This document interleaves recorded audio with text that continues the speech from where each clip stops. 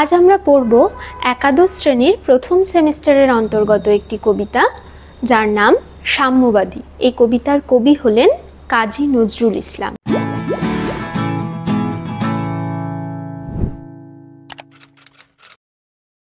এসো আমরা কবি সম্পর্কে প্রথমে একটু জেনে নিই। কাজী নজরুল ইসলাম এই নামটির সঙ্গে আমরা ছোট থেকেই খুব পরিচিত।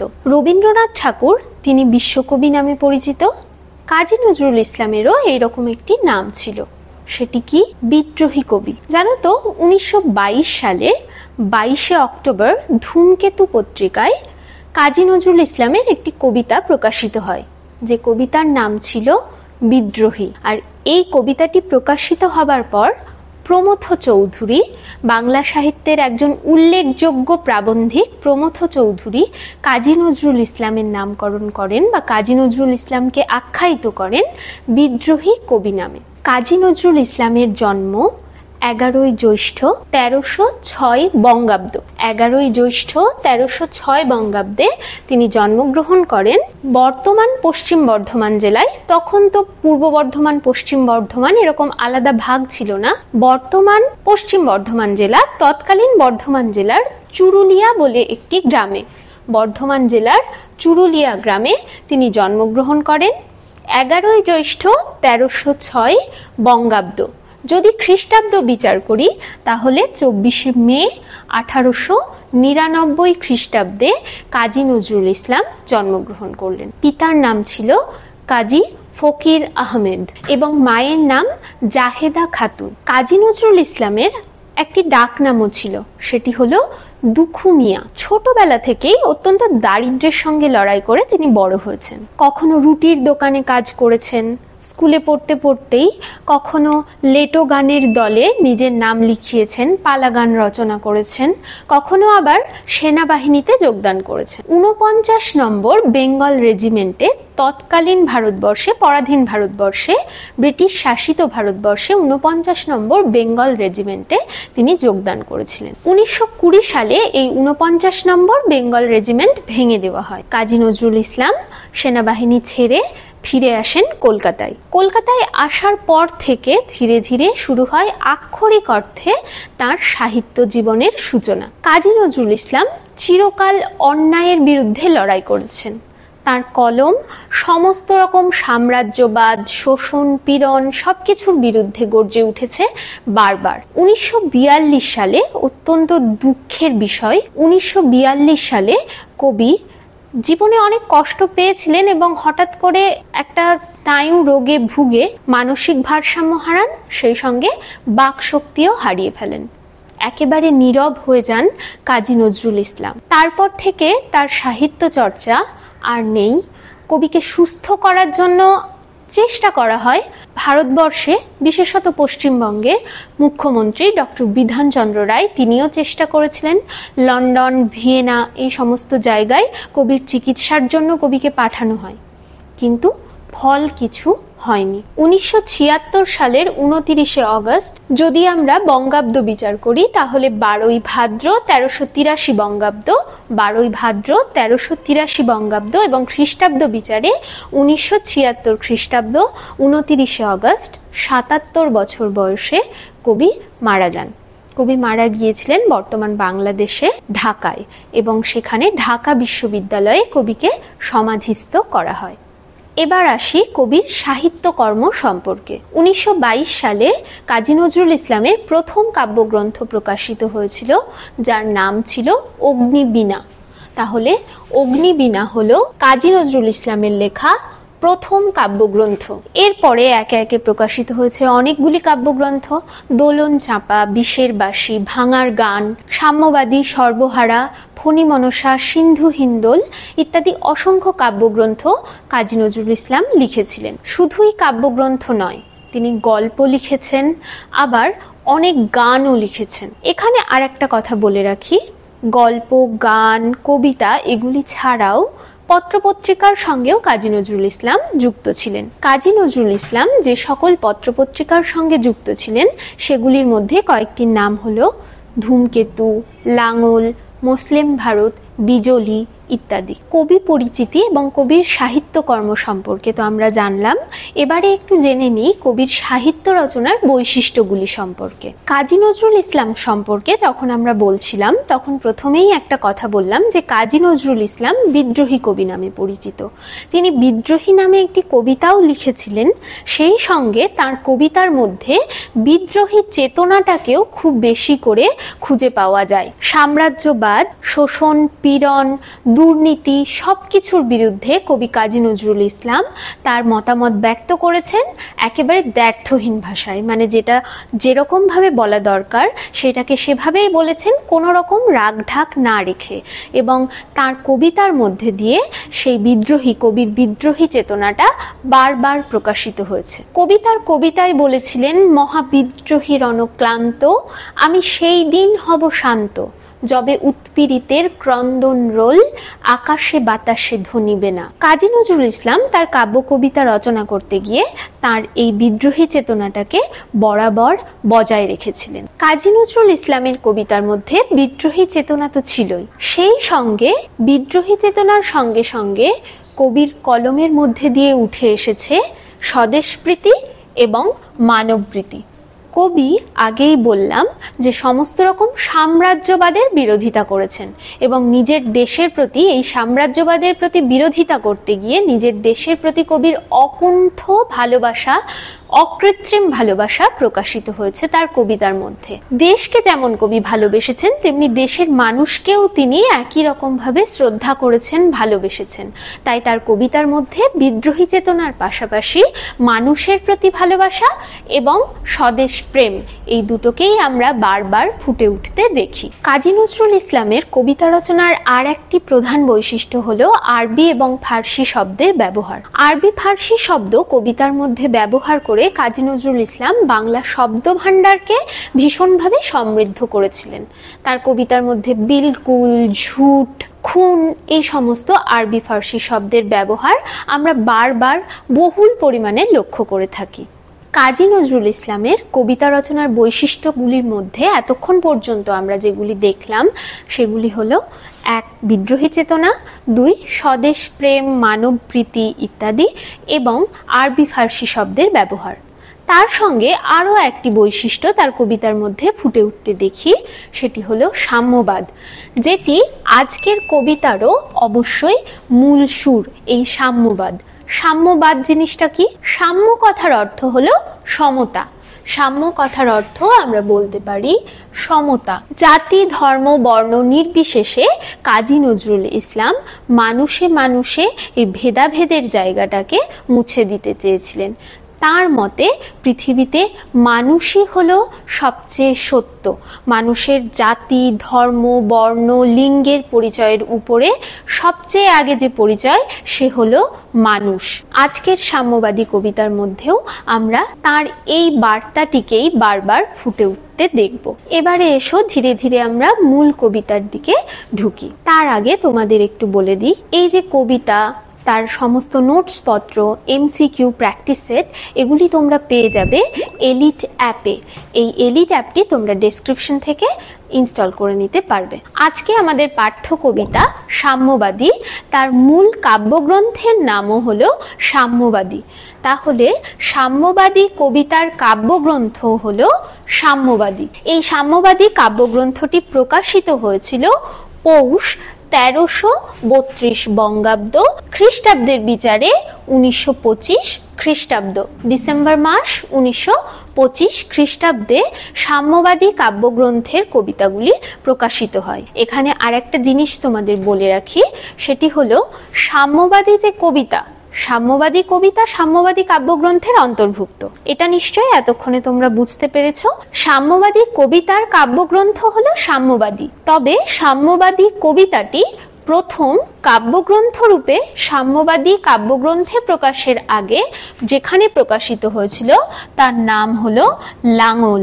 লাঙল নামে একটি সাহিত্য পত্রিকা, সেখানে প্রথম প্রকাশিত হয়েছিল সাম্যবাদী কবিতা। পরে 1332 বঙ্গাব্দের পৌষ মাসে খ্রিস্টাব্দ বিচারে ডিসেম্বর 1925 খ্রিস্টাব্দ, 1925 খ্রিস্টাব্দের ডিসেম্বর মাসে এটি কাব্যগ্রন্থ রূপে প্রকাশিত হয়। সাম্যবাদী কবিতাটি সর্বহারা কাব্যগ্রন্থেও পরবর্তীকালে আবার অন্তর্ভুক্ত করা হয়েছিল। তাহলে সাম্যবাদী কাব্যগ্রন্থ সম্পর্কে, তাহলে সাম্যবাদী কবিতা সম্পর্কে আমরা কয়েকটা জিনিস খুব ভালোভাবে মনে রাখবো। সাম্যবাদী কবিতার কাব্যগ্রন্থের নাম সাম্যবাদী। সাম্যবাদী কবিতাটি কাব্যগ্রন্থে প্রকাশিত হওয়ার আগে যেখানে প্রকাশিত হয়েছিল তার নাম হলো লাঙল পত্রিকা। লাঙল একটি পত্রিকার নাম। লাঙল নামে একটি সাহিত্য পত্রিকায় প্রথম প্রকাশিত হয়েছিল সাম্যবাদী কবিতা। এরপর পৌষ 1332 বঙ্গাব্দ অর্থাৎ খ্রিস্টাব্দ হিসেবে ধরতে গেলে 1925 খ্রিস্টাব্দের ডিসেম্বর মাসে, 1925 সালের ডিসেম্বর মাসে সাম্যবাদী কবিতাটি সাম্যবাদী কাব্যগ্রন্থে প্রকাশিত হয়। আবার সাম্যবাদী কাব্যগ্রন্থে এই যে কবিতাটি প্রকাশিত হলো, সেই একই কবিতা অর্থাৎ সাম্যবাদী কবিতা এটি সর্বহারা কাব্যগ্রন্থেও পরে প্রকাশিত হয়েছে। এক্ষেত্রে তোমাদের এমসিকিউতে যদি প্রশ্ন আসে যে সাম্যবাদী কবিতাটি কোন কোন কাব্যগ্রন্থে প্রকাশিত হয়েছিল বা কোন দুটি কাব্যগ্রন্থে প্রকাশিত হয়েছিল এবং অপশন দিয়ে দেওয়া হলো, যেমন ধরো দেওয়া হলো দোলনচাপা, অগ্নিবীণা, সাম্যবাদী সর্বহারা, সাম্যবাদী ভাঙার গান, তাহলে যেটা সঠিক উত্তর হবে সেটা হলো সাম্যবাদী কাব্যগ্রন্থ এবং সর্বহারা কাব্যগ্রন্থ।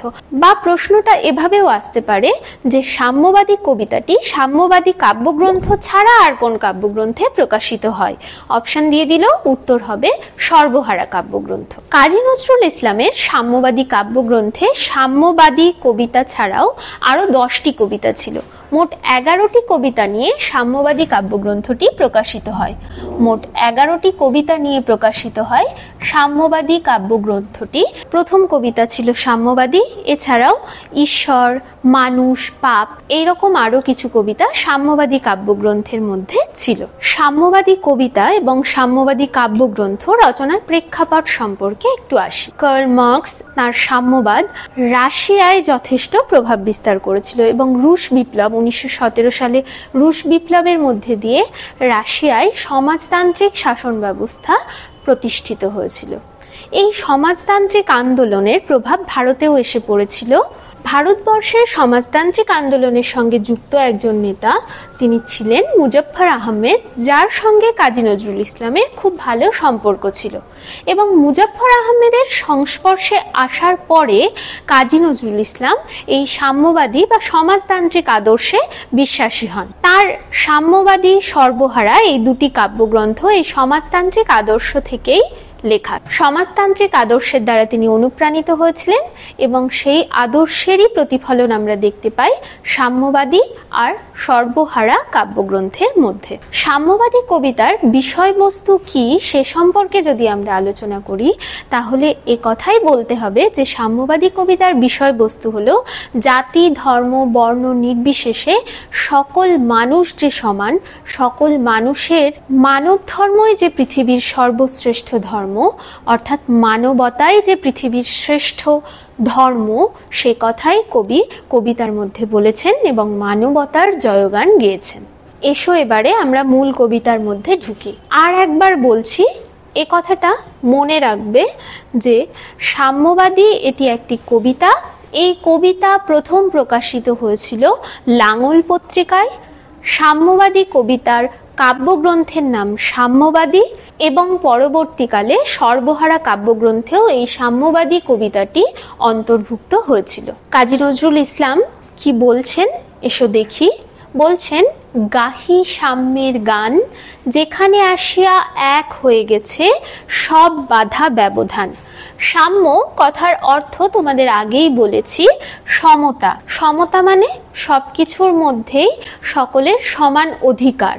সাম্য বলতে বোঝায় সমতা অর্থাৎ সমান অধিকার। কবি কি বলছেন? কবি বলছেন আমি গাহি। গাহি কথার অর্থ হলো গান করি। কি গান করি? সাম্যের গান করি। সাম্যের গান গাই। আমি সাম্যের গান গাই, আমি সমতার গান গাই। যেখানে আসিয়া এক হয়ে গেছে সব বাধা ব্যবধান। বাধা বলতে প্রতিবন্ধকতা বলতে পারো, আর ব্যবধান বলতে পারি দূরত্ব।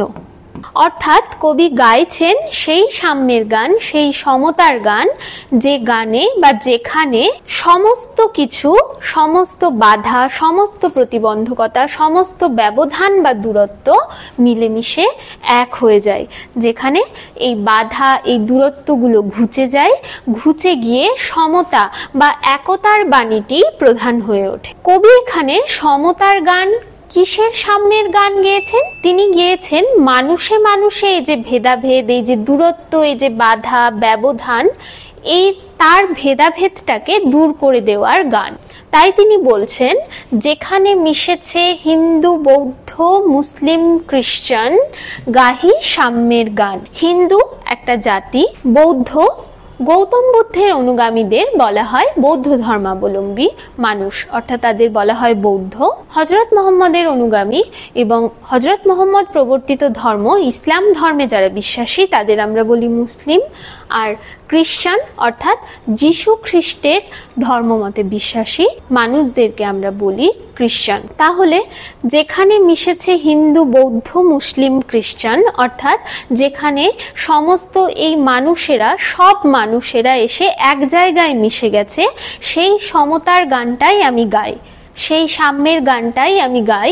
যেখানে সমস্ত বাধা, সমস্ত ধর্মের বাধাগুলো, সমস্ত ধর্মে ধর্মে যে দূরত্বগুলো, সেগুলো ঘুচে গেছে এবং মানুষ একটাই, মানুষের একটাই পরিচয় প্রধান হয়ে উঠেছে যে সে একজন মানুষ।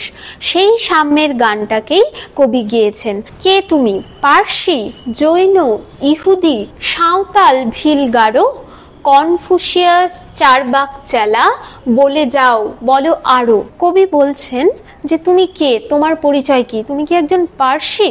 পার্সি অর্থাৎ পারস্য দেশের মানুষ। পার্সি অর্থাৎ পারস্য দেশের মানুষ বা আধুনিক ইরান, সেখানে পার্সিক ধর্মাবলম্বী, তাদেরকে বলা হয় পার্সি। জৈন, জৈন আমরা বর্ধমান মহাবীরের নাম নিশ্চয়ই শুনেছি। বর্ধমান মহাবীরের অনুগামীদের, অর্থাৎ মহাবীরের অনুগামীদের বলা হয়, যারা মহাবীরের ধর্মমত, তার নানান রকম ধর্মীয় মতবাদ রয়েছে, চতুর্জাম, পঞ্চমহাব্রত ইত্যাদি মেনে যারা চলেন, তাদেরকে মহাবীরের যে ধর্মমত সেটা মেনে যারা চলেন তাদেরকে আমরা বলি জৈন। ইহুদি, ইহুদি হলো হিব্রু জাতি, ইহুদি হলো হিব্রু জাতি, এই হিব্রু জাতিদেরকে বলা হয় ইহুদি। সাঁওতাল, ভিল এবং গারো, এরা ভারতবর্ষের আদি জনগোষ্ঠী, যারা অস্ট্রিক জনগোষ্ঠীর অন্তর্গত। অস্ট্রিক নামে এক ধরনের জনগোষ্ঠী প্রচলিত ছিল, ভোটচিনীয়, অস্ট্রিক, দ্রাবিড়, এই ধরনের জনগোষ্ঠী ভারতবর্ষের মধ্যে প্রচলিত ছিল। এদের মধ্যে সাঁওতাল, ভিল, গারো এরা হলো অস্ট্রিক জনজাতির মানুষ। এটা মনে রেখো যে সাঁওতাল, ভিল, গারো এরা ভারতবর্ষের আদিবাসী মানুষ, ভারতবর্ষের আদিম জনগোষ্ঠীর মানুষ। কনফুসিয়াস, কনফুসিয়াস কে? কনফুসিয়াস হলেন একজন চৈনিক দার্শনিক, চীনা দার্শনিক হলেন কনফুসিয়াস। তাহলে চীন দেশীয় একজন দার্শনিক, তার নাম ছিল কনফুসিয়াস, যিনি ছিলেন নীতিবাদে বিশ্বাসী, যিনি ছিলেন নীতিবাদে বিশ্বাসী। তাহলে কনফুসিয়াস কে বললাম? কনফুসিয়াস হলেন একজন চৈনিক দার্শনিক। কনফুসিয়াস হলেন একজন চীন দেশীয় দার্শনিক, যিনি ছিলেন নীতিবাদী দর্শনে বিশ্বাসী। তিনি চীনের ছুফু নামে একটা জায়গায়, তিনি চীনের ছুফু নামে একটি জায়গায় জন্মগ্রহণ করেছিলেন। তিনি ছিলেন নীতিবাদী দর্শনে বিশ্বাসী। চারবাক চেলা, চারবাক দর্শন ভারতীয় দর্শন, ভারতীয় দর্শনের একটি শাখা চারবাক দর্শন। এই চারবাক দর্শন বস্তুবাদী দর্শন। চারবাক দর্শন হলো বস্তুবাদী দর্শন, অর্থাৎ অধ্যাত্মবাদকে তারা স্বীকার করে না, তারা অনেকটা না ঈশ্বর তত্ত্বে বিশ্বাসী। অর্থাৎ চারবাক দর্শন হলো বস্তুবাদী আদর্শে বিশ্বাসী, বস্তুবাদকে মেনে চলে এবং অধ্যাত্মবাদের বিরোধী, অনেকটা না ঈশ্বর তত্ত্বে বিশ্বাসী। তাহলে তুমি যেই হও, কবি বলছেন তুমি পার্সি হও, অর্থাৎ পারস্য দেশের মানুষ। এখানে আর একটা কথা বলে রাখি, পারস্য দেশের মানুষেরা যারা পার্সি নামে পরিচিত, তারা সাধারণত জরাথ্রুষ্টের মতবাদে বিশ্বাসী। পার্সি দেশের একজন দার্শনিক জরাথ্রুষ্ট, তার মতবাদে বিশ্বাসী ছিলেন এই পারস্য জাতির মানুষ বা পার্সি। কবি বলছেন তুমি কে? তুমি পার্সি? তুমি জৈন? জৈন আগেই বললাম বর্ধমান মহাবীর।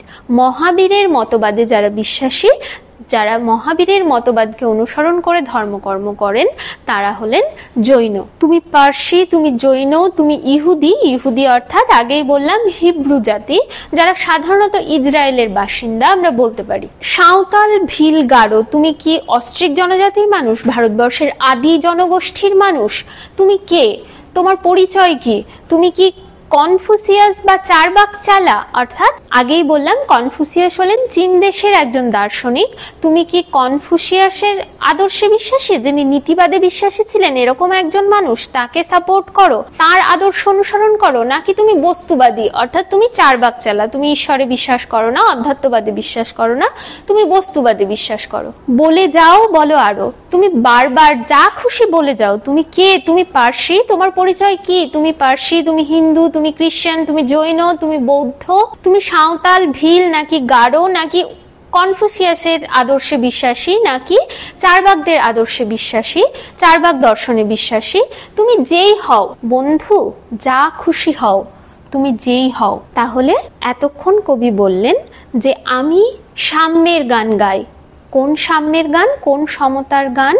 না, যেখানে মানুষে মানুষে ভেদাভেদ ঘুচে যায়, যে সাম্যের গানের মধ্যে মানুষের মধ্যে, যে মানুষের এক ধর্মের মানুষের সঙ্গে অন্য ধর্মের মানুষের, এক বর্ণের মানুষের সঙ্গে অন্য বর্ণের মানুষের, এক মতবাদের মানুষের সঙ্গে অন্য মতবাদে বিশ্বাসী মানুষের যে ব্যবধান, যে দূরত্ব, সেটা ঘুচে যায় যেখানে, সেই সমতার গানটাই আমি গাই। এবং এই সাম্য গান গাইতে গিয়ে তুমি নিজের যে পরিচয় দাও না কেন, তুমি নিজেকে যাই বলো, হিন্দু বলো, মুসলিম বলো, খ্রিস্টান বলো, বৌদ্ধ বলো, জৈন বলো, পার্সি বলো, বা তুমি নিজেকে বলতে পারো ভারতবর্ষের আদিবাসী সম্প্রদায়ের মানুষ, অস্ট্রিক জনগোষ্ঠীর মানুষ যেমন সাঁওতাল, ভিল, গারো ইত্যাদি, বা তুমি নিজেকে বলতে পারো, নিজেকে দাবি করতে পারো তুমি কনফুসিয়াস বা তুমি চারবাকের আদর্শে বিশ্বাসী। তুমি যা খুশি হও, পেটে পিঠে কাঁধে মগজে যা খুশি, পুঁথি ও কেতাব বও। তুমি যে ধর্মের, যে আদর্শেই বিশ্বাসী হও না কেন, যে বই দিয়েই, যে পুঁথি, কেতাব, কেতাব শব্দের অর্থ হলো বই, কেতাব শব্দের অর্থ হলো বই। তাহলে পেটে পিঠে কাঁধে মগজে, তুমি পেটের মধ্যে তোমার বিদ্যে গজগজ করুক, বা মগজের মধ্যে তুমি মগজ ধোলাই করে নাও কোনো বইপত্র পড়ে, পুঁথিপত্র পড়ে, তুমি মানুষ, যে তুমি যে মানুষ এই পরিচয়টা ভুলে গিয়ে তুমি যদি আগে তোমার পেটের মধ্যে, তোমার পিঠের মধ্যে পিঠে ভার নিয়ে, বিদ্যার বোঝা নিয়ে, তোমার মগজের মধ্যে বিদ্যের বোঝা নিয়ে যা খুশি পুঁথি কেতাব বও।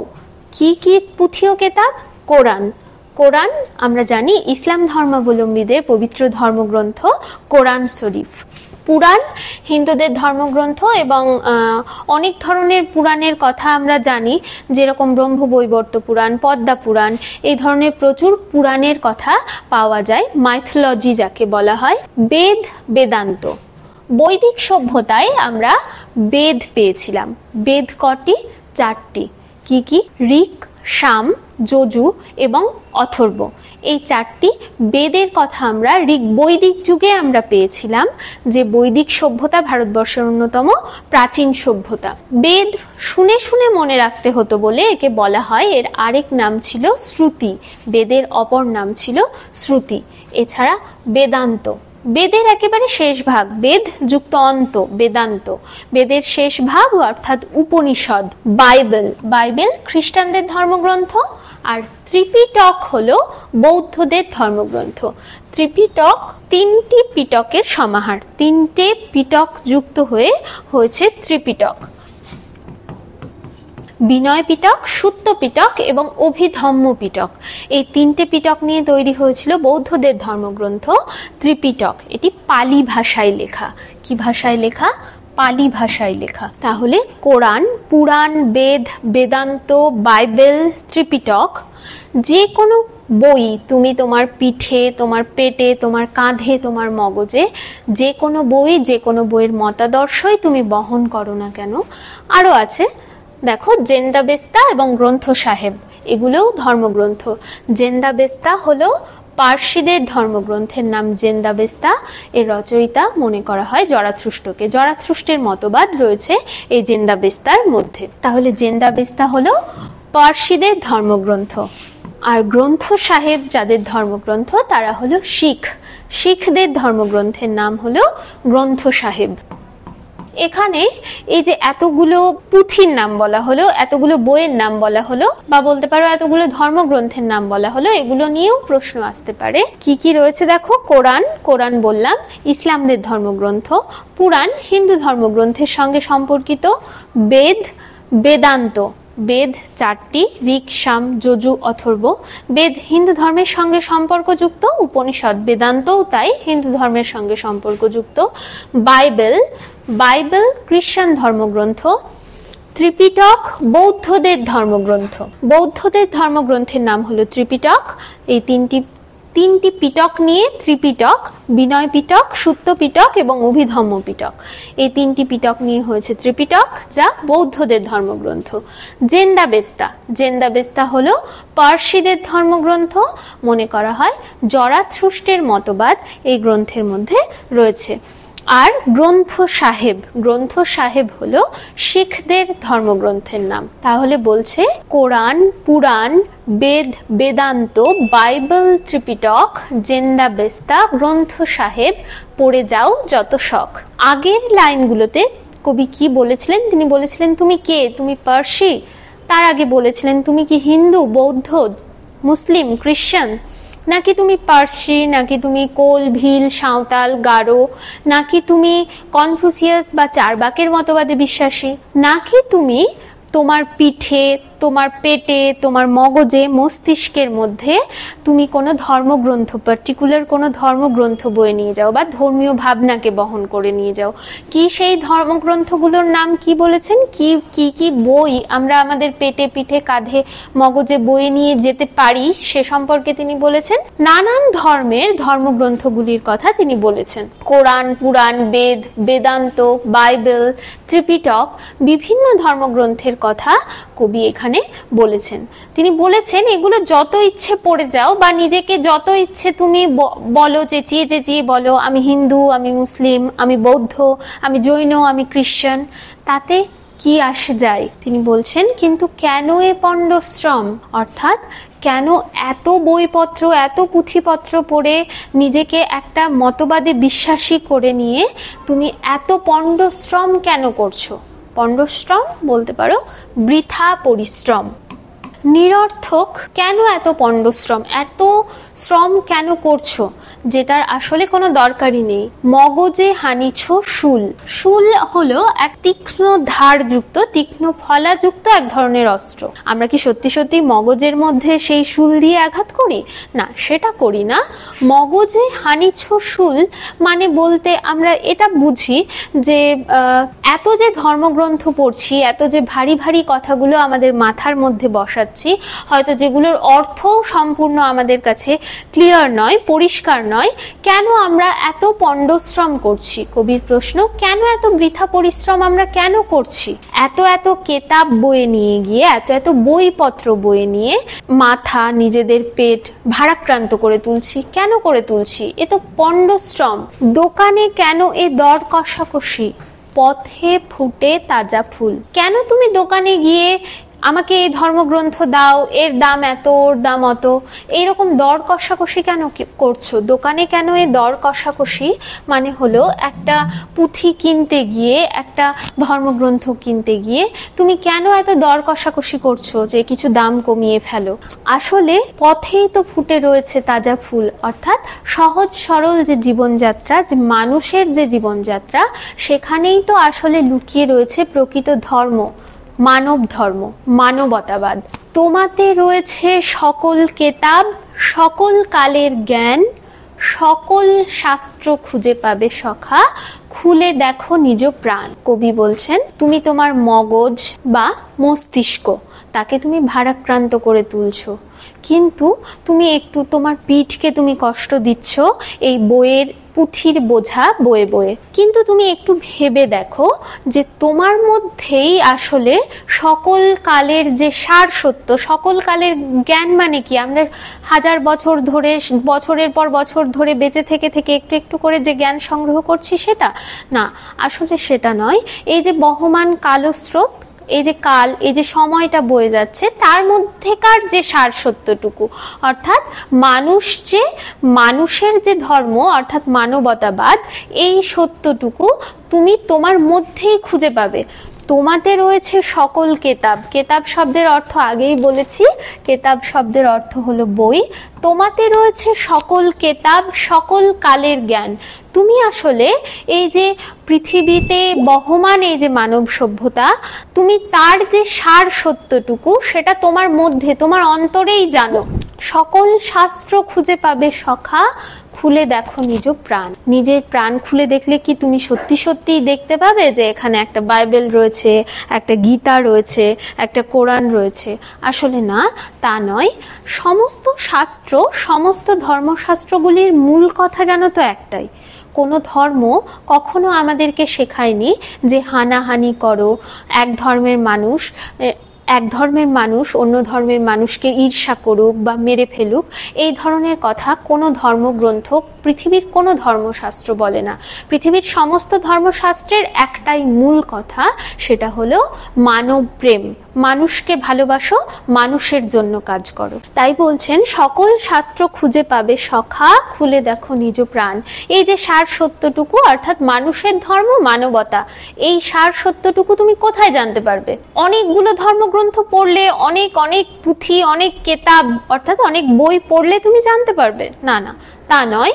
আসলে তুমি জানতে পারবে এই সব কিছুই তোমারই মনের মধ্যে। তোমার নিজের প্রাণ অর্থাৎ মনটাকে যদি সংকীর্ণতায় আবদ্ধ করে না দাও, তুমি যদি নিজের মনটাকে দিন দিন ছোট না করে আসলে একটু উদার হয়ে ভেবে দেখো, সমস্ত ধর্মের সার সত্যটাকে ভেবে দেখো, তাহলে তোমার নিজের মধ্যেই, তোমার মনের মধ্যে তুমি পৃথিবীর সমস্ত শাস্ত্র, সমস্ত ধর্মশাস্ত্রের জ্ঞান, সমস্ত পুঁথি, বড় বড় দর্শন শাস্ত্রের জ্ঞান সবকিছু তুমি নিজের মধ্যে দেখতে পাবে।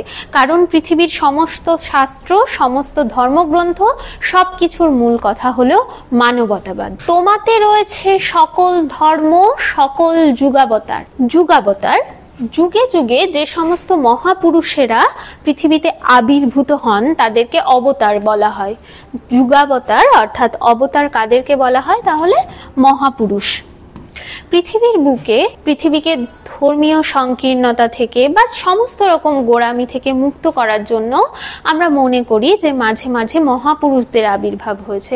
যেমন ধরো শ্রী চৈতন্যদেব, শ্রীরামকৃষ্ণ পরমহংস, যারা বলে গেছেন, যারা সব সময় মানুষকে মানবতার বাণী শিখিয়ে গেছেন। শ্রীরামকৃষ্ণ পরমহংস বলেছিলেন, যত মত তত পথ, কালী খ্রিস্ট আল্লাহ সব এক। তোমাতে রয়েছে সকল ধর্ম, অর্থাৎ তুমি হিন্দু, তুমি মুসলিম, তুমি পার্সি, তুমি জৈন, তুমি বৌদ্ধ, এই পরিচয়টা নয়। আসলে তুমি মানুষ, এটাই তো আমাদের একমাত্র পরিচয়। তোমার মধ্যেই সমস্ত ধর্ম। তুমি যদি নিজের মনকে একটু উদার করে একটু সংকীর্ণতা থেকে বেরিয়ে দেখো, তাহলে তুমি তোমার মধ্যেই সমস্ত ধর্মকে খুঁজে পাবে, আসলে মানুষকে খুঁজে পাবে।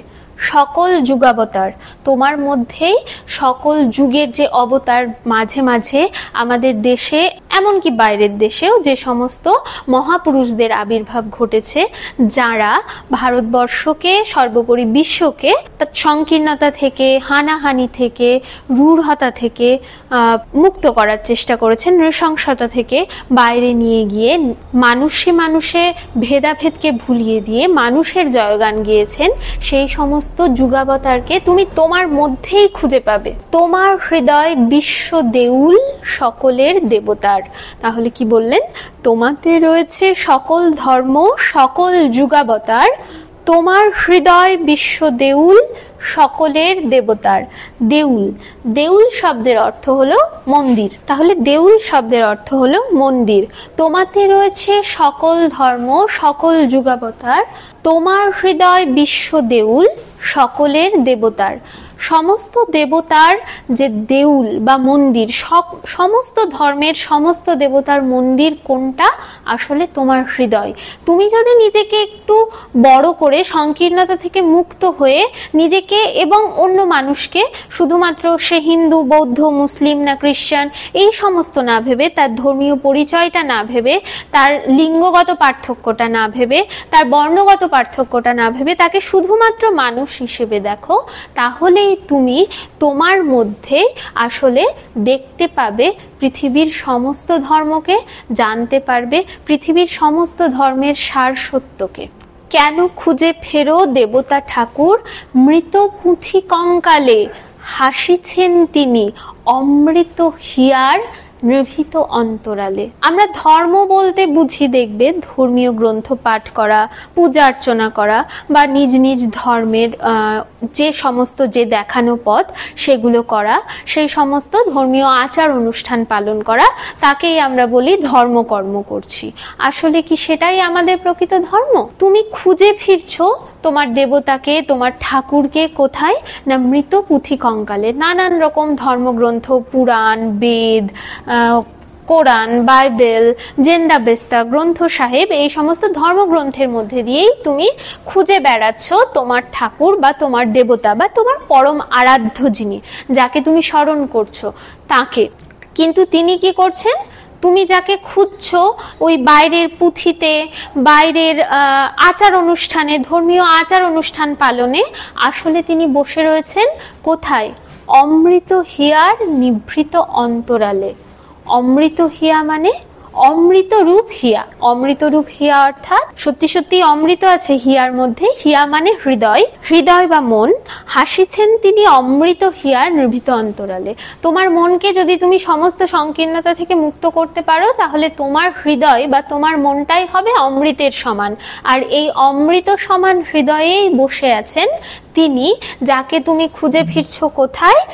মৃত পুঁথি কঙ্কালের মধ্যে, মানে পুঁথির মধ্যে খুঁজছো, অক্ষরে খুঁজছো, ধর্মশাস্ত্রের যে ছাপার অক্ষরগুলো তার মধ্যে খুঁজছো, শ্লোক পাঠের মধ্যে খুঁজছো, তুমি ধর্মীয় আচার অনুষ্ঠান পালনের মধ্যে দিয়ে তাকে খুঁজে বেড়াচ্ছ। কিন্তু তিনি তো সেখানে নেই। যাকে তুমি খুঁজছো তিনি কোথায় আছেন?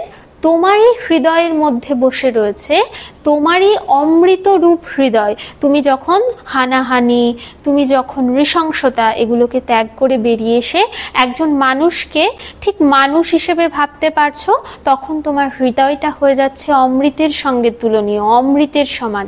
সেই হৃদয়ে বসে আছেন আমাদের সকলের আরাধ্য ইষ্ট যিনি দেবতা, তিনি হাসছেন। কোথায় বসে হাসছেন? অমৃত হিয়ার অন্তরালে, অমৃত হিয়ার নিভৃত অন্তরালে, নির্জন যে আড়াল, সেখানে বসে আসলে তিনি তোমাকে দেখছেন আর হাসছেন যে তুমি কি করছো, তুমি কি করছো। তুমি ভাবছো যে ও আচ্ছা, এ পুজো করে তার মানে হিন্দু, এ মূর্তি পুজো করে এ হয়তো ঠিক মানুষ, প্রকৃত মানুষ নয়, বা আমার চেয়ে তার ধর্মটা হচ্ছে নিচুতে। বা আমরা ভাবছি কে রোজা রাখে, সে নমাজ পড়ে, তার ধর্ম, তার কাছ থেকে আমি বলছি ওরে বাবা না না আমি তোমাকে ছোবো না। বা আমরা সাঁওতাল, ভিল, আদিবাসী মানুষদেরকে দেখছি এবং নাক সিটকাচ্ছি, আরে এরা তো বেদ, উপনিষদ, রামায়ণ, মহাভারত কিছুই জানে না, এরা আবার মানুষ না। এই যখন ভেদাভেদটা আমরা করি এবং খুঁজে বেড়াই যে আমি শ্রেষ্ঠ, আমার ধর্ম শ্রেষ্ঠ, আমার মতো শ্রেষ্ঠ পৃথিবীতে আর কেউ নেই, তখন আসলে আমরা যত পুঁথি পড়ি না কেন, যত জ্ঞানই আমরা আহরণ করে নিই না কেন, যত জ্ঞানই আমরা সংগ্রহ করি না কেন এবং নিজেকে যত বিদ্বানই ভাবি না কেন, আসলে আমরা তখন কিন্তু ভগবান বা আমাদের ইষ্ট দেবতা, তাকে আমরা যে নামেই ডাকি, আল্লাহ, ঈশ্বর, গড, যে নামে ডাকি না কেন, তাকে আমরা কিন্তু পাই না। কারণ তিনি বসে রয়েছেন এই সমস্ত ধর্মগ্রন্থ, এই সমস্ত আচার, ধর্মীয় আচার অনুষ্ঠানের একেবারে আড়ালে। তিনি আছেন কোথায়? তিনি আছেন আমাদেরই মধ্যে, মানুষেরই মধ্যে।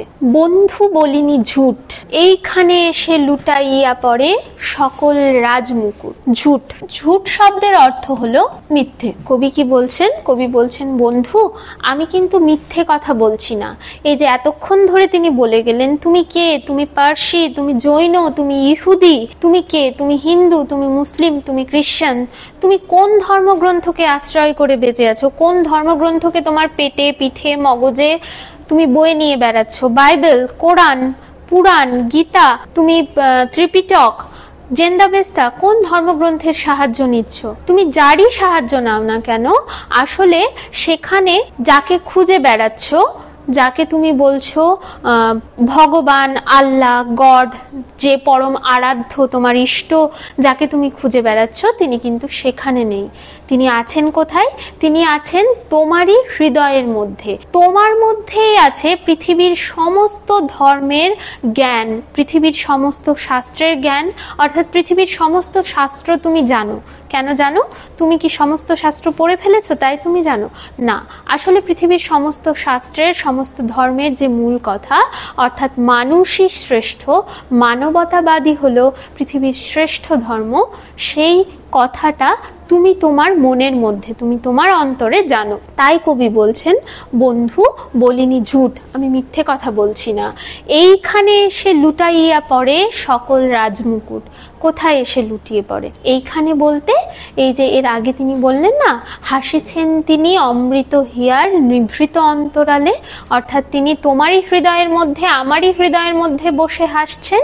এই হৃদয়ের কাছে এসেই পৃথিবীর সমস্ত বড় বড় রাজমুকুট, রাজমুকুট অর্থাৎ শুধুই রাজাদের মাথার মুকুট নয়, এখানে রাজমুকুট অর্থে উচ্চ পদে আসীন, মানে যে সমস্ত মানুষেরা উঁচু উঁচু পদ দখল করে বসে আছেন তাদের কথাও বলা হয়েছে, যে সমস্ত রাজমুকুট, সমস্ত উঁচু পদ, উঁচু পদের মানুষ সবাই এসে কোথায় নত হয়? এই মানুষের সঙ্গে মানুষের হৃদয়ের যে সুন্দর যোগাযোগ, এখানে এসেই নত হতে হয় সকলকে। এই হৃদয় সে নীলাচল, কাশী, মথুরা, বৃন্দাবন, বুদ্ধ গয়ায়ে, জেরুজালেম এ, মদিনা, কাবা ভবন। এই হৃদয়েই সে নীলাচল। নীলাচল নীল রঙের পাহাড়। নীলাচল, নীলাচল পাহাড় ওড়িশায় অবস্থিত, ওড়িশা রাজ্যের পুরীর সঙ্গে সম্পর্কযুক্ত, যেখানে মনে করা হয় জগন্নাথ দেবের আবাস এবং যেখানে শ্রী চৈতন্য দেব জীবনে তার সন্ন্যাস গ্রহণের পর থেকে জীবনের একদম শেষ পর্ব যিনি সেইখানে উড়িষ্যাতে কাটিয়েছিলেন। প্রাচীনকালে পুরী শ্রীক্ষেত্র বা নীলাচল নামে পরিচিত ছিল। পুরীরই এক নাম ছিল নীলাচল বা শ্রীক্ষেত্র। কাশী, কাশী উত্তরপ্রদেশ রাজ্যে অবস্থিত। কাশী বিশ্বনাথ মন্দির হিন্দুদের একটা জনপ্রিয় তীর্থস্থান বলতে পারো। কাশী উত্তরপ্রদেশ রাজ্যে অবস্থিত। মথুরা এবং বৃন্দাবন, কাশী, মথুরা এবং বৃন্দাবন এই তিনটি উত্তরপ্রদেশে অবস্থিত। কাশী, মথুরা, বৃন্দাবন এই তিনটি জায়গায় উত্তরপ্রদেশে অবস্থিত এবং হিন্দুদের খুব মনে করা হয় পুণ্যতীর্থ, অর্থাৎ তীর্থক্ষেত্র মনে করা হয়। মথুরা, মথুরায় শ্রীকৃষ্ণের জন্মস্থান মথুরা, এবং বৃন্দাবনে মনে করা হয় কৃষ্ণ তার বাল্যলীলা এবং পরবর্তীকালে রাধার সঙ্গে শ্রীকৃষ্ণের যে বৃন্দাবন লীলা, সেটা এই বৃন্দাবনের কথাই এখানে বলা হচ্ছে। এবং বৃন্দাবন হচ্ছে হিন্দুদের কাছে খুব পুণ্য একটা তীর্থস্থান। তাহলে নীলাচল হচ্ছে ওড়িশা রাজ্যে অবস্থিত। প্রাচীনকালে পুরী বা পুরীকে নীলাচল বা শ্রীক্ষেত্র বলা হতো। কাশী, মথুরা এবং বৃন্দাবন উত্তরপ্রদেশে অবস্থিত, উত্তরপ্রদেশ রাজ্যে অবস্থিত এবং এগুলিও হিন্দু ধর্মের উল্লেখযোগ্য তীর্থস্থান। বুদ্ধগয়া, বুদ্ধগয়া অবস্থিত বিহারে। গৌতম বুদ্ধ, মনে করা হয় গৌতম বুদ্ধ যিনি লুম্বিনী নগরে জন্মগ্রহণ করেছিলেন, নেপালের এখনকার নেপাল, সেখানকার লুম্বিনী নগরে জন্মগ্রহণ করেছিলেন এবং তিনি রাজ পরিবারে জন্মগ্রহণ করা সত্ত্বেও মানুষের দুঃখ দুর্দশা, রোগ ব্যাধি, জরা এগুলো দেখে তিনি খুব আঘাত পেয়েছিলেন এবং মানুষের যে রোগ ব্যাধি, জরা, শোক, তাপ এগুলোকে কিভাবে অতিক্রম করে মানুষ মুক্তি পেতে পারে সেই পথ খোঁজার জন্য তিনি তার রাজ পরিবার ছেড়ে বেরিয়ে এসেছিলেন, যেটা ইতিহাসে মহাভিনিষ্ক্রমণ নামে পরিচিত। সেই এবং বুদ্ধগয়া, এই গয়ায় এসে পিপল গাছের নিচে যে জায়গায় গৌতম বুদ্ধ বোধি লাভ করেছিলেন, বোধি শব্দের অর্থ হলো জ্ঞান লাভ করেছিলেন, সেই জায়গাটি বুদ্ধগয়া নামে পরিচিত এবং এটি বৌদ্ধদের একটি উল্লেখযোগ্য তীর্থক্ষেত্র।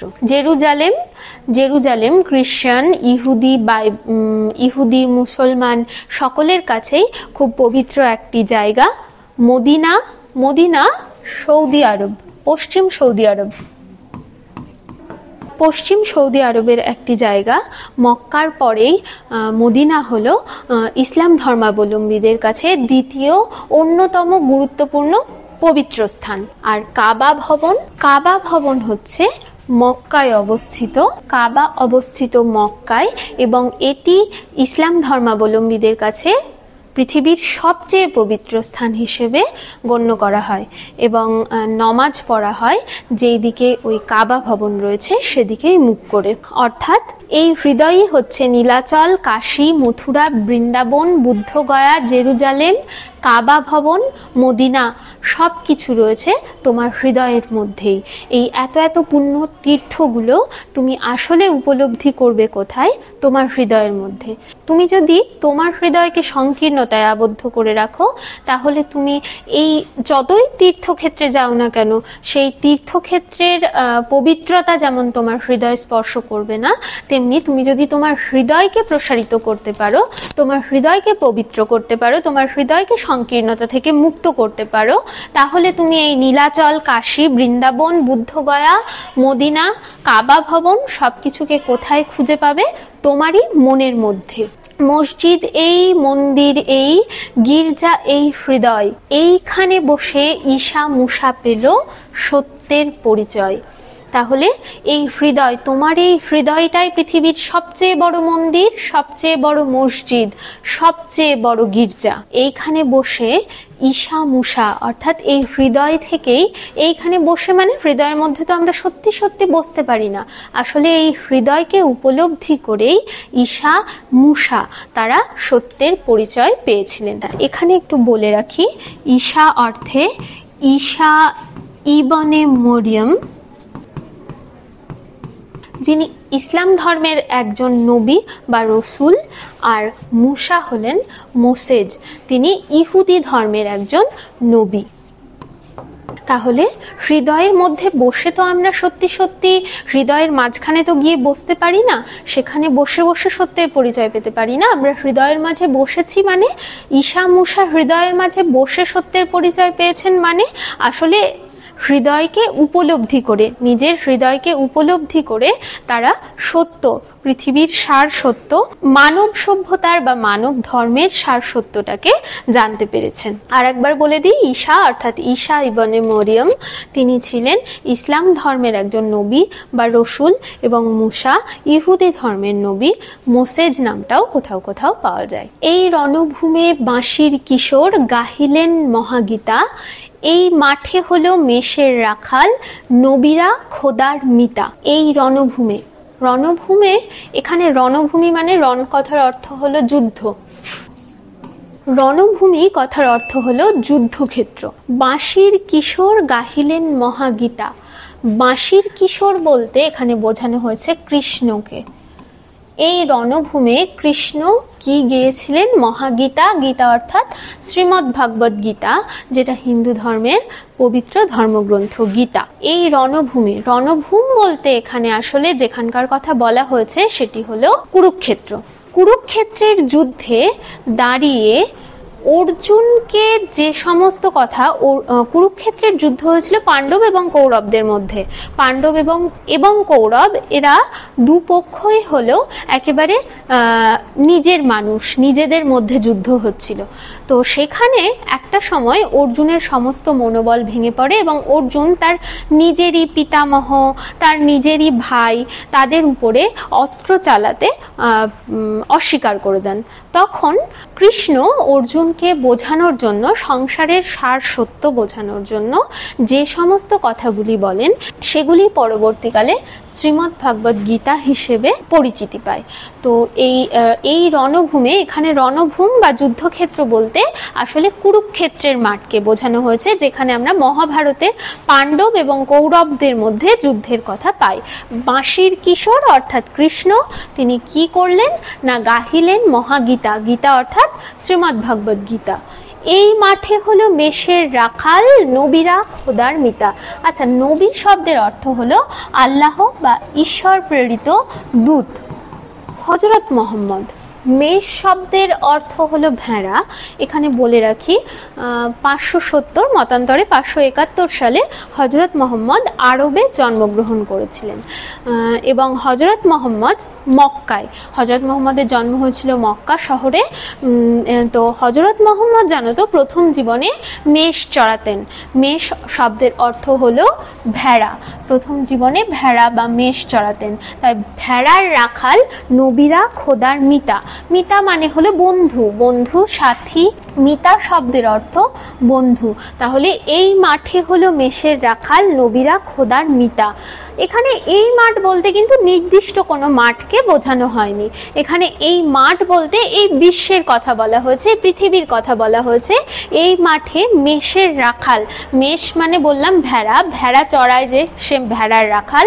নবী অর্থাৎ আল্লাহ প্রেরিত দূত, ইসলাম ধর্মে নবী বলা হয় তাদেরকে। এবং তোমরা জানো হয়তো বা অনেকে জানো না যে হযরত মুহাম্মদ যিনি ইসলাম ধর্মের প্রবর্তক এবং যিনি হচ্ছেন ইসলাম ধর্মের প্রধান নবী, তো তিনি হযরত মুহাম্মদ তিনি প্রথম জীবনে মেষ চড়াতেন।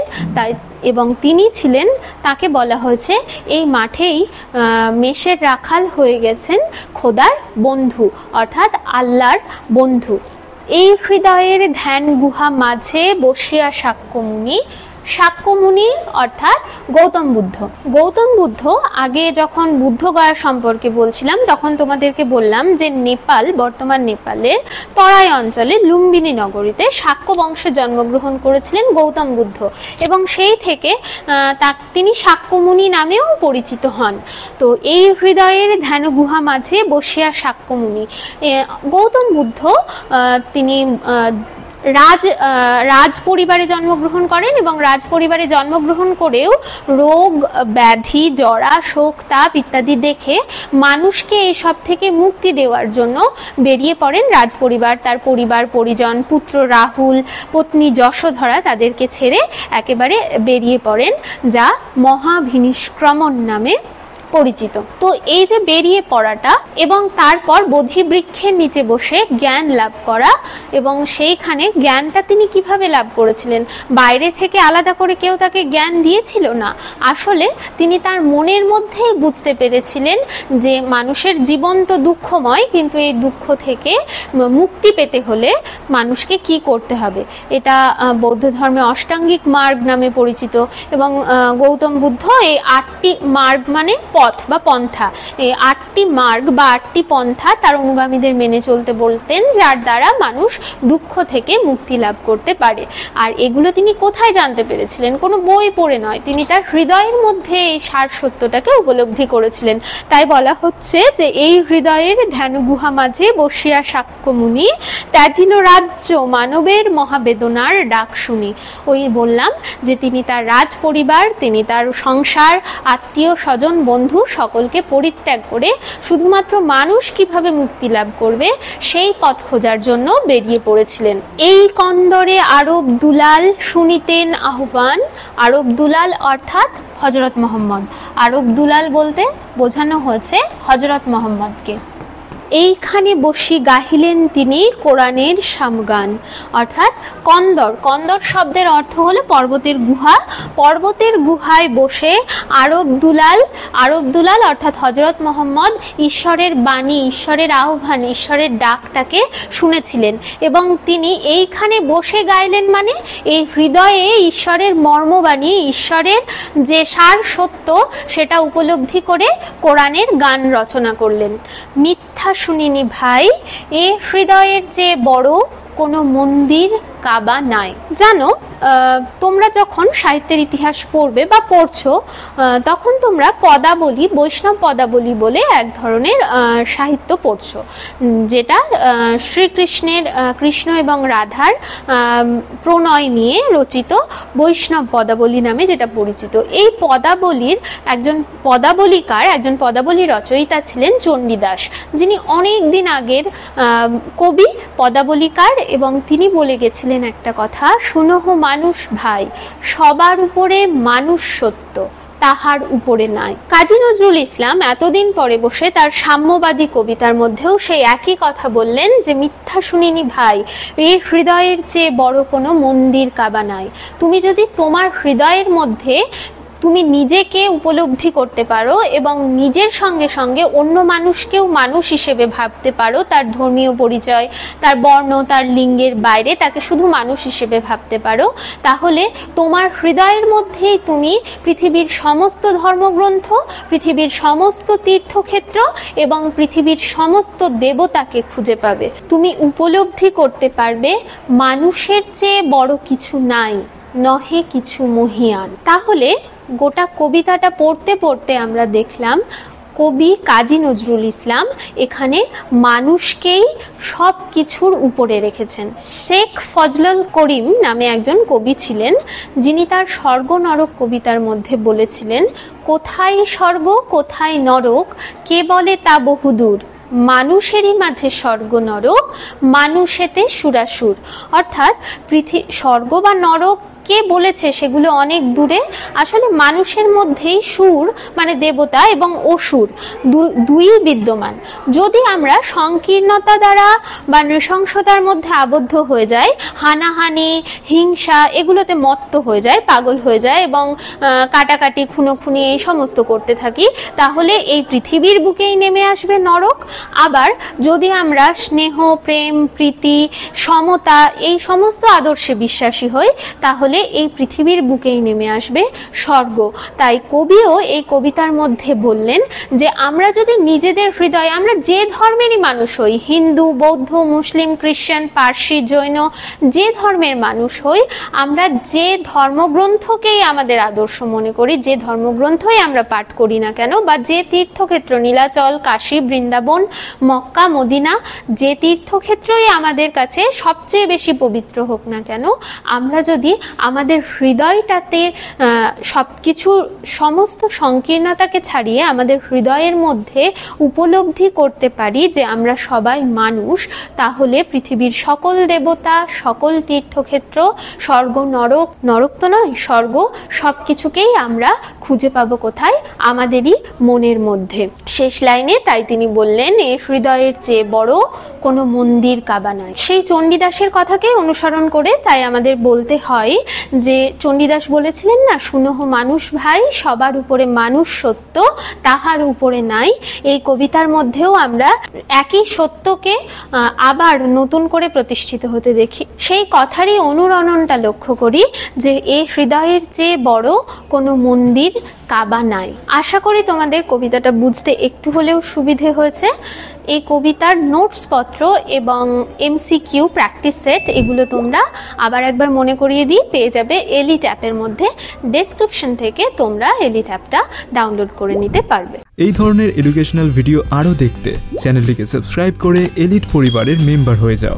Thank you so much and always remember, knowledge worth sharing.